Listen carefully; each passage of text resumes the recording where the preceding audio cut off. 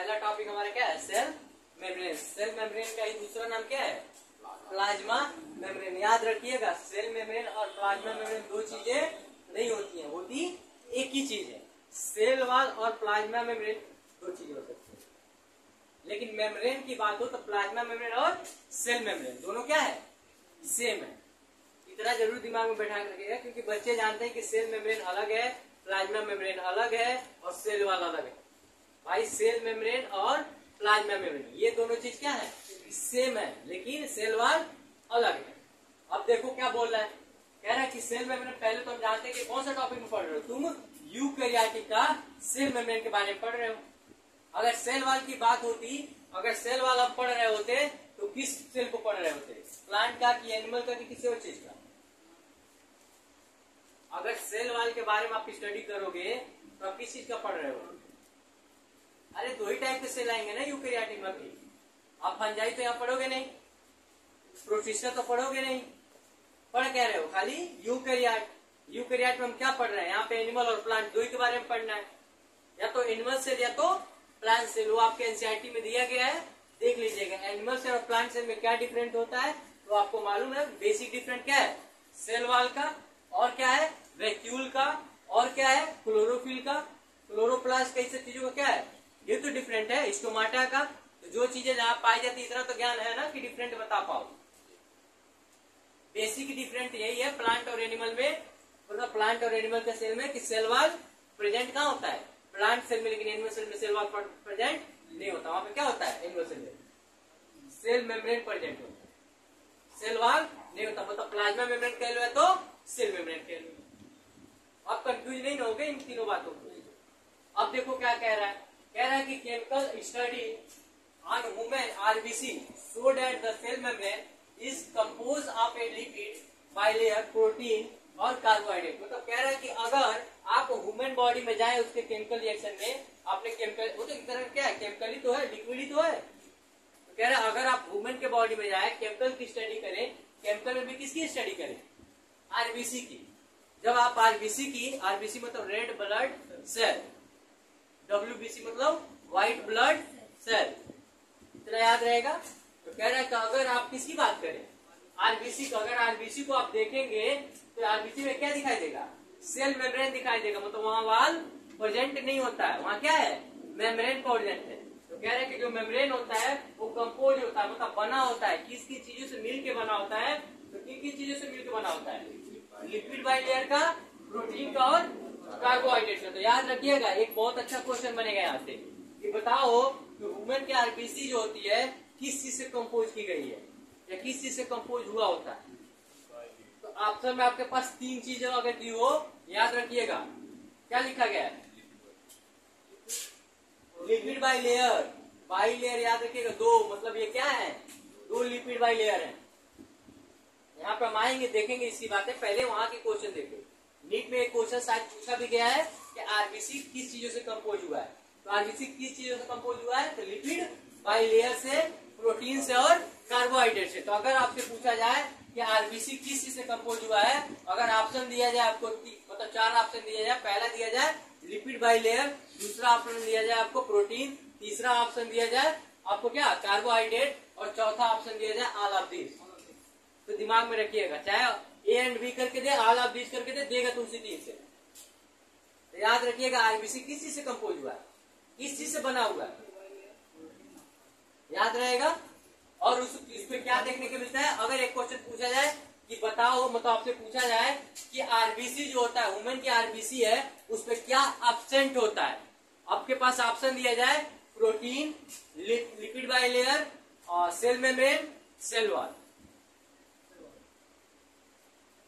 बन सकता है कि नहीं बन सकता है? अरे वो अलग बात है, कितना परसेंट है क्या है, उस चीज की बात नहीं, मैं क्वेश्चन का बोल रहा हूँ। यहाँ पे बोला क्या गया है? Cell membrane chemically study human in RBC so that the cell membrane is compose. मतलब कह रहा है कि जो इसका सेल मेम्ब्रेन होता है वो बना होता है किन किन चीजों से मिलकर बना होता है? तो सामने क्या क्या है? लिपिड बाइलेयर है, प्रोटीन और कार्बोहाइड्रेट।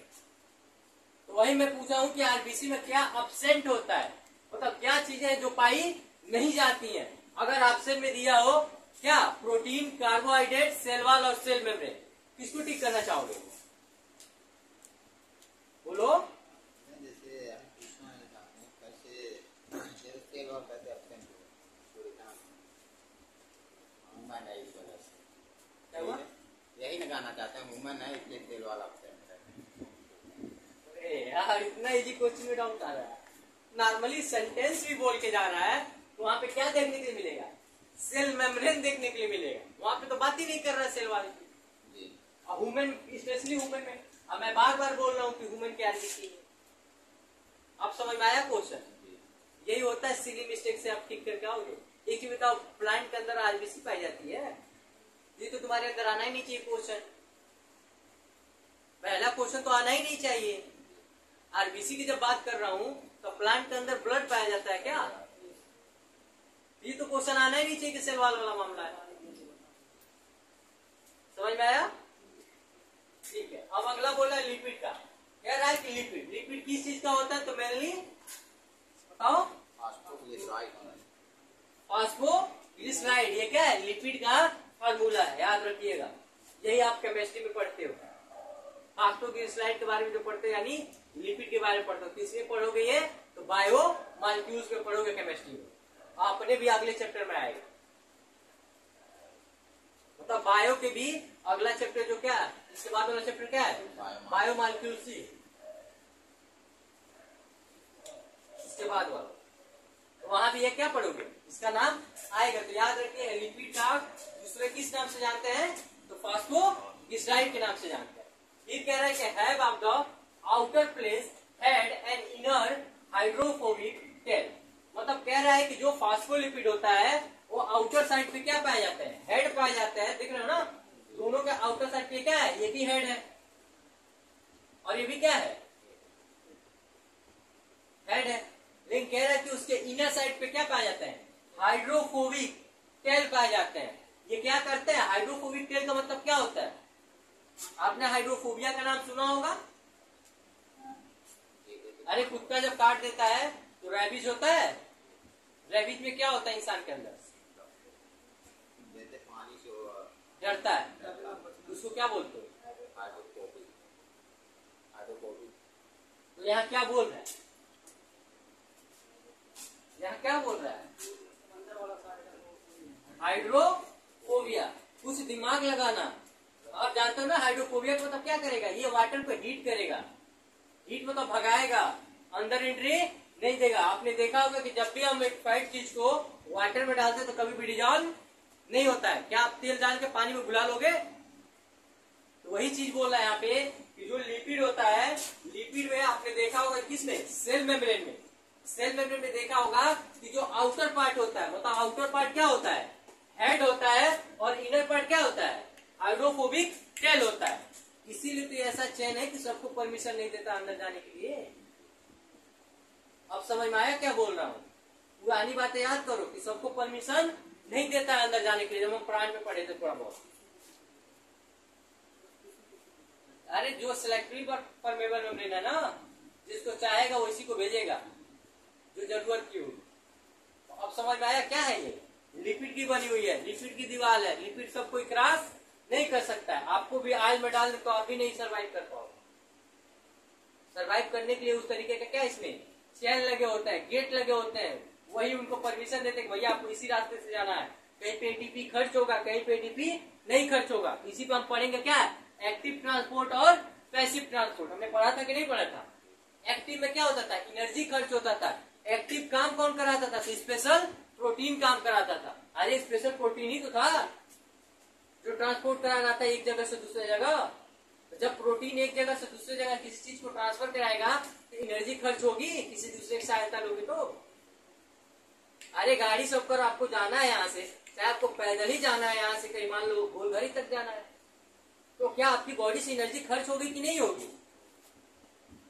तो वही बात बोल रहा है कि इसमें क्या था? एक स्पेशल प्रोटीन पाया जाता था जो क्या कराता था? तो एक्टिव ट्रांसपोर्ट कराता था। तो जब एक्टिव ट्रांसपोर्ट होगा तो क्या होगा? एनर्जी मतलब एटीपी खर्च होगी। लेकिन वही पैसिव होगा तो एनर्जी खर्च नहीं होगी। तो याद रखिएगा क्या है? ये हमारा प्लाज्मा मेम्ब्रेन, मतलब प्लाज्मा मेम्ब्रेन या सेल मेम्ब्रेन का क्या है? स्ट्रक्चर है। तो अब देखो इस पे क्या है, बाद में उसको देखते हैं क्या है, पहले इसको थोड़ा बहुत देख लो। कह रहा है कि जो आउटर लेयर है, देखो आउटर पार्ट क्या है, हेड है, और इसके अंदर जो ये देख रहे हो ना, ये वाला दिख रहा है, ये क्या है, हाइड्रोफोबिक टेल है। तो आउटर पार्ट पे क्या होता है, हेड होता है, इनर पार्ट पे क्या होता है, हाइड्रोफोबिक टेल होता है। लेकिन ये दोनों चीज बने किस चीज से है बताओ, लिपिड के बने हैं ना। अरे प्रोटीन तो यहाँ है, ये सब क्या है, लिपिड है। यही तो स्पेशल नामक प्रोटीन है जो काम कराएंगे, किसी को एक स्थान से दूसरे स्थान ले जाएंगे, ट्रांसपोर्ट कराएंगे। मान लो अगर सेल के अंदर भेजना है तो हम जानते हैं सेल वॉल होगा, सेल वॉल को क्रॉस तो कर जाएंगे सब, लेकिन क्या प्लाज्मा मेम्ब्रेन को क्रॉस करना इजी है, इजी नहीं है। क्यों नहीं है, क्योंकि ये क्या होता है, सेलेक्टिव परमेबल मेम्ब्रेन होता है, शुरू से पढ़ते हुए आ रहे। मैं बोला ना वॉल और मेम्ब्रेन में डिफरेंट है। वॉल मतलब कवर, मेम्ब्रेन मतलब कवर के अंदर का कवर। समझ में आ रहा क्या बोल रहा हूं। इसके ऊपर भी एक होगा जिसको हम सेल वॉल के नाम से जानेंगे, लेकिन ह्यूमन में पढ़ रहे तो सेल वॉल नहीं होता है। होता क्या है, तो सेल मेम्ब्रेन या तो प्लाज्मा मेम्ब्रेन, दोनों बात एक ही है। तो वही कह रहे हैं कि जो ये पार्ट आपको दिख रहा है ये क्या है, हेड पार्ट है, और जो अंदर की तरफ दिख रहा है वो क्या है, हाइड्रोफोबिक टेल पार्ट है। लेकिन है किस चीज का बना, लिपिड का बना हुआ है। अब देखो क्या कह रहा है, कह रहा है कि सो डेट नॉन पोलर टेल, देखो क्या बोला, situated from the aqueous environment.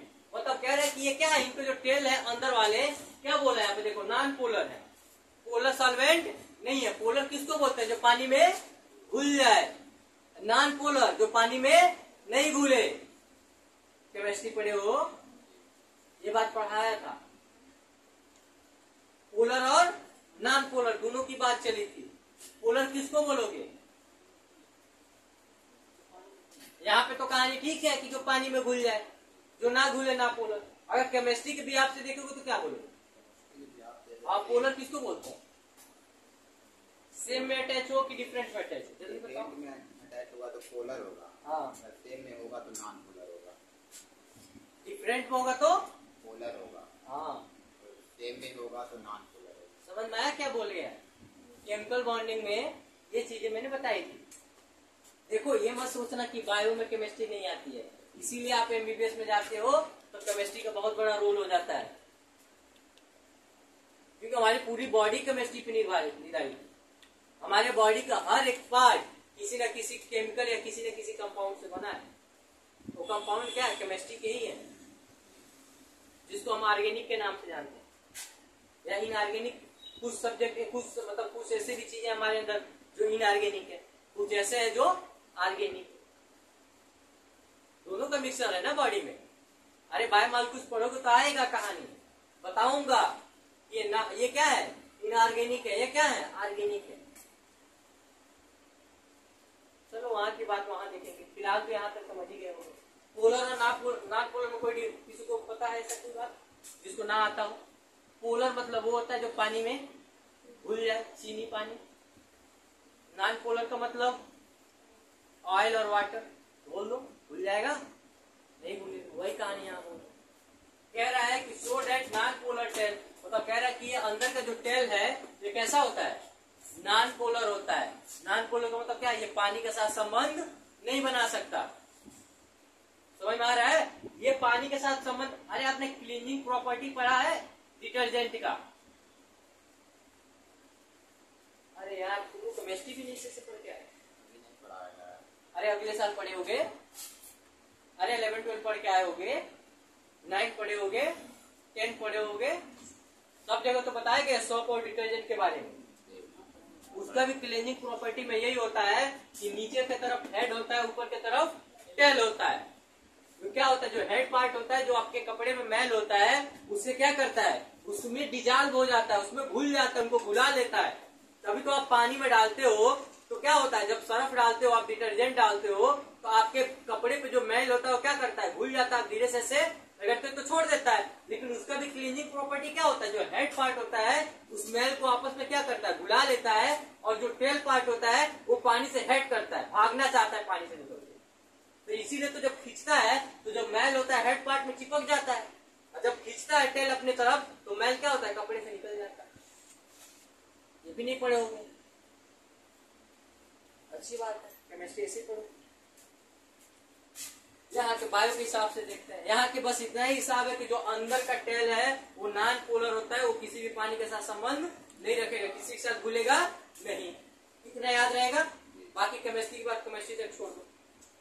अब देखो क्या कह रहा है, ratio of protein and lipid various in the different of the cell, example in human RBC membrane है the 52% of protein 40% of the lipid. मतलब कह रहा है कि अगर हम अपने ब्लड के बारे में बात करें, ह्यूमन के आरबीसी के बारे में बात करें, तो आरबीसी के अंदर कितना 52% मतलब 52% प्रोटीन पाया जाता है, तो 40% क्या पाया जाता है उसमें, लिपिड पाया जाता है। ये डाटा याद रखिएगा।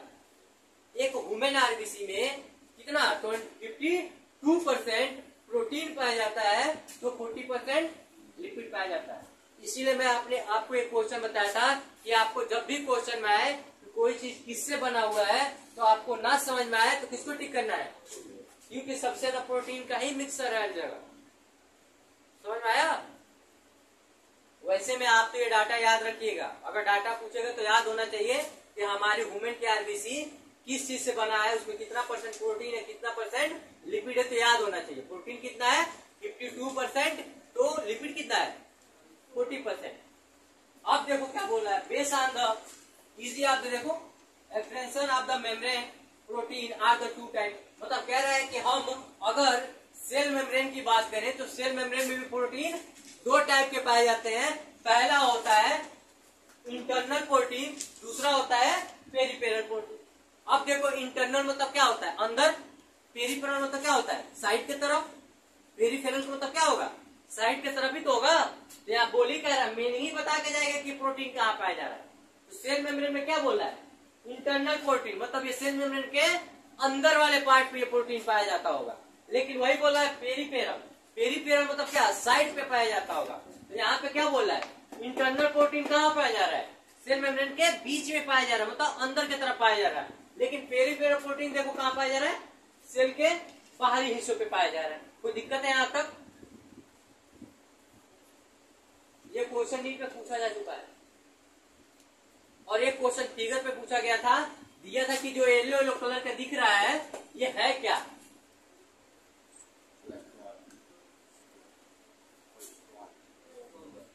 भूल मत जाइएगा, जो इस फिगर में येलो कलर का दिख रहा है, जितना भी येलो कलर का दिख रहा है ये यहाँ पे नहीं, इसके अंदर देख लेना ये सब क्या है शुगर है। लेकिन ये लिपिड के अंदर जितना भी देख रहे हैं क्या कोलेस्ट्रॉल किसको बोलते हो, फैट को ही तो बोलते हो, चर्बी को ही तो बोलते हो। ये रहेगा कहाँ लिपिड के साथ अंदर। आइडिया लगाओ ना यार, ये पानी को तो रख नहीं सकता, तो प्रोटीन इसके साथ रह नहीं सकता जल्दी। अंदर क्या रहेगा इसके साथ बॉन्डिंग बना के, कोलेस्ट्रॉल ही तो रहेगा, फैटी तो रहेगा, चर्बी ही तो रहेगा, जिसको आप चर्बी बोलते हो ना कि इनका कोलेस्ट्रॉल बढ़ गया है। ज्यादातर देखना जो मोटे मोटे लोग होते हैं उनमें कोलेस्ट्रॉल की लेवल बहुत हाई रहता है, इसीलिए उनको हार्ट अटैक जल्दी आता है, जल्दी निपटते हैं। इसीलिए कहा जाता है कि बाहरी का जो पिज्जा बर्गर मोमोज खाते हो रोको, नहीं तो आप रुक जाओगे। हंस रहे हो, गलत बोल रहा हूं क्या? टाइम की बात नहीं है, वही चीजें तो नुकसान करती हैं हमें। यहाँ याद रखना, देखो ये जो पार्ट है लिपिड की बात कर रहा है, लेकिन देखो ये जो पार्ट दिख रहा है आपको ये क्या है, सब के सब पेरिफेरल प्रोटीन है। लेकिन ये जो क्या है, ये जो बड़ा सा गुब्बारा जैसा दिख रहा है ये क्या है, तो ये भी क्या होगा बताओ? वाला जो सफेद में बना वो भी इंटीग्रल होगा। ये दिमाग रखे, जितना ये पतला पतला वाला रेखा दिख रहा है और ये सर्कुलर टाइप का निकल के एक रेखा बाहर आ रहा है टेंडिकल टाइप का, ये याद रखिएगा सब क्या है पेरिफेरल प्रोटीन है। लेकिन जितना गुब्बारा जैसा दिख रहा है ये वाला ये वाला ये वाला ये वाला ये चाहिए, मतलब ये जितना गुब्बारा वाला दिख रहा है वो क्या है इंटीग्रल प्रोटीन है। कोई दिक्कत है इतने पहचानने में? प्रोटीन भी दो टाइप के होते हैं, एक अंदर की तरफ एक बाहर की तरफ। अंदर जो पाया जाएगा उसे इंटीग्रल प्रोटीन बोलेंगे, जो बाहर की तरफ पाया जाएगा उसे पेरिफेरल प्रोटीन बोलेंगे। कोई दिक्कत है यहाँ तक? लिपिड के भी दो पार्ट होते हैं, एक हेड होता है, एक टेल होता है। हेड कहाँ पाया जाएगा? तो अपर पार्ट पे पाया जाएगा। टेल कहाँ पाया जाएगा? इनर पार्ट पे पाया जाएगा। यहां तक हो गया। अब आगे देखो fluid mosaic model. Fluid mosaic model हमने अभी देखा, यही मॉडल दिए थे। कौन दिए थे? दो साइंटिस्ट ने मिलके यही फिगर दर्शाया था, बताया था भैया कि कौन इंटरनल होता है, कौन एक्सटर्नल मतलब पेरिफेरल पे पाया जाता है, कौन इसमें लिपिड होता है, कौन प्रोटीन होता है, कौन शुगर होता है, कौन, सब चीज याद रहेगा। मतलब यही फिगर को बोला गया था क्या? Fluid mosaic model of the plasma membrane. ये कहानी को हम पहले से भी देखते आ रहे हैं। अब कह रहा है देखो, अब इसी के बारे में पढ़ना है। जो फिगर यहाँ है इसी फिगर के बारे में। ये फिगर दिया कौन था? इस फिगर को या इस मॉडल को, मतलब ये क्वेश्चन नीट में पूछा जा चुका है। फ्लूइड मोज़ेक मॉडल किसने दिया था? तो दो साइंटिस्ट ने दिया था। पहला साइंटिस्ट का नाम है क्या? सिंगर, और दूसरे साइंटिस्ट का नाम है निकोलसन। कब दिए थे? तो 1972 में। तो याद रखिएगा ये जो फिगर दिख रहा है, यही फिगर का नाम क्या है? Fluid mosaic model. इसको देने वाले दो साइंटिस्ट थे। कौन कौन? सिंगल और निकोलसन। इतना याद रखिएगा, ये नीट में क्वेश्चन पूछा जा चुका है। कब दिए थे? तो 1972 में। अब कह रहे हैं कि according to this the quasi fluid in nature of the liquid enable to the lateral movement of the protein within the overall bilayer. मतलब कह रहा है ये जो आप देख रहे हैं इस फिगर में, ये कैसा है? इसी को हम दूसरे किस नाम जानते हैं? याद रखिएगा, fluid mosaic model. Fluid mosaic model में ही कौन आता है? क्वेसिक फ्लूइड नेचर। याद रखिएगा, इसी मॉडल का दूसरे तरीके से बोला जाता है तो क्या बोला जाता है? क्वेसिक फ्लूइड नेचर। मतलब ये कैसा होता है, किस नेचर का होता है। मतलब अगर आपसे पूछा जाए फ्लूइड मोज़ेक मॉडल जो दिया गया था जो प्लाज्मा मेम्ब्रेन में, वो किस नेचर का होता है, तो किस नेचर का होता है? क्वेसिक फ्लूइड इन नेचर का होता है। तो ये भी नीट में क्वेश्चन पूछा जा चुका है। अगला देखो क्या कह रहा है। कह रहा है कि जो लिक्विड होता है enable to the lateral movement, मतलब क्या कराता है? तो लेटरल मूवमेंट कराता है। और क्या रहा है कि आप the protein within the overall bilayer. मतलब कह रहा है कि इसके ऊपर क्या लगे हुए हैं? हर जगह प्रोटीन ही तो लगे हुए हैं। ओवर बाइलेयर पे क्या दिख रहा है? प्रोटीन ही दिख रहा है। लिक्विड क्या है? सब के सब अंदर साइड पे दिख रहा है। मतलब कहने को तो हेड आउटर साइड पे, बाकी टेल हाइड्रोफोबिक है इनर साइड पे, लेकिन है तो अंदर। प्रोटीन इससे चारों से कवर किया हुआ कि नहीं करेगा? अब देखो यहाँ पे क्या बोल रहा है। कह रहा है कि this is able to move within the membrane of the fluidity. मतलब कह रहा है कि ये क्या देता है? जो फ्लूइडिटी मॉडल को होते हैं उनको मूवमेंट करने का क्या हेल्प प्रदान कराता है। इसी के थ्रू ये जाएंगे और आएंगे। लेकिन इसमें भी दिक्कत है। मैंने बोला था ना कि प्लाज्मा मेम्ब्रेन क्या होता है? सिलेक्टिवली परमेबल मेम्ब्रेन होता है। वो उन्हीं चीजों को जाने देगा जो हमारे सेल की जरूरत की चीजें होगी। वो कभी भी पोलर सॉल्वेंट को अपने बॉडी के अंदर से, मतलब लिक्विड जो है, लिक्विड वाला इसमें जो लेयर है, वो अपने बॉडी के अंदर से नहीं जाने देगा। क्योंकि हम जानते हैं कि जो पोलर होता है वो क्या होता है? सॉल्वेंट इन वाटर होता है। लेकिन नॉन पोलर जो होता है वो क्या होता है? नॉन सॉल्वेंट इन वाटर होता है। यानी वो किसी न किसी लिक्विड या फैट किसी न किसी चीज में उसमें घुलेगा, जाके क्रिस्टल में घुलेगा। लेकिन जो चीजें पानी में घुल जाती हैं उसको सिलेक्टिव परमेबल मेम्ब्रेन, जैसे हमारा प्लाज्मा मेम्ब्रेन, सेल के अंदर जाने की अनुमति नहीं देता है। उसको जाने के लिए, अनुमति देने के लिए कुछ चेन लगे हुए हैं, कुछ गेट लगे हुए हैं, जिसको हम क्या बोलते हैं? इंटरनल प्रोटीन के नाम से, जो आने जाने की सहायता करते हैं। अब देखो यहाँ पे कह रहा है कि transport of the molecule the membrane of the selective permeable. मतलब कह रहा है कि जो प्लाज्मा मेम्ब्रेन है वो क्या है? सिलेक्टिव परमेबल मेम्ब्रेन है। कई बार ये बोल चुका बात। अब देखो क्या बोल रहा है। सब molecule present on the आइडर side of it. मतलब कह रहा है कुछ और भी मॉलिक्यूल होते हैं जो इसके अगल बगल प्रेजेंट रहते हैं। प्रेजेंट का मतलब क्या है? जैसे आप देखो, ये जैसे हमारा लिक्विड है, प्लाज्मा मेम्ब्रेन का वाल है, इसके अगल बगल क्या हो सकता है? ये सब चीजें दिख रही है ना, शुगर का सब क्या है? अगल बगल पे ही तो पाए जा रहे हैं। एक तरह से क्या है? ये जो मेन पार्ट है, मेन पार्ट के अगल बगल पे भी क्या कुछ मॉलिक्यूल पाए जाएंगे। फिर देखो क्या बोला। कह रहे हैं कि due to the fluid in nature, इसका जो नेचर कैसा होता है? फ्लूइडी नेचर का होता है, मतलब लिक्विड नेचर का होता है। अब देखो क्या बोला। Plasma membrane can help to the cell growth, formation of the intercellular junction, secretion और इंडोसाइटोसिस एंड सेल डिवीजन। मतलब कह रहे हैं कि जो प्लाज्मा मेम्ब्रेन है वो किन किन चीजों में हेल्प कराता है। देखो, प्लाज्मा मेम्ब्रेन कैन हेल्प, किन किन चीजों में हेल्प कराता है प्लाज्मा मेम्ब्रेन? आखिर सेल में पाया जा रहा हो तो केवल बैरियर ही थोड़ी काम करता हो कि मतलब हम रोक के रखेंगे।